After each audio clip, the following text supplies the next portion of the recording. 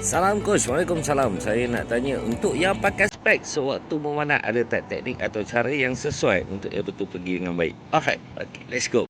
Okay, tips untuk pemanah yang memakai cermin mata. Yang pertama, kita kena faham konsep, okay, untuk anchor. Okay, kita ada dua formula. Okay, yang pertama ialah anchor tetap, aiming berubah.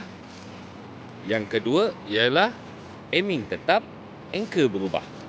Jadi untuk pemanah yang memakai cermin mata, saya cadangkan gunakan kaedah yang pertama, iaitu anchor tetap, aiming saja yang berubah. Okey, maksudnya adalah kita cuma dapatkan satu kedudukan anchor yang kita selesa. Seperti contoh di bahagian bawah. Okey, saya suka kalau pakai cermin mata, saya akan pakaikan satu anchor di bahagian bibir. Okey, di bahagian bibir saja. Cuma untuk semua jarak. Okey.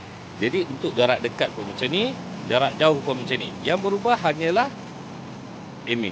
Okey, contoh dekat, jauh, jauh, jauh, jauh. Jadi boleh gunakan satu anchor untuk semua jarak. Dengan syarat, okey, kena faham satu lagi perkara, iaitu technical dia. Terutamanya untuk menggunakan bullet point. Okey, mungkin jarak dekat kita gunakan point ataupun bullet yang lebih berat. Jarak jauh kita pakai yang lebih ringan. Dan juga penggunaan spine juga kena pelbagai. Dan kita kena tahu kat mana bahagian untuk kita aim. Jadi kat sini kena faham technical sedikit. Jadi untuk memudahkan, okay, gunakan satu anchor untuk semua jarak. Kita hanya akan adjust kepada aiming sahaja. Jadi menjawab soalan sahabat kita ni, right?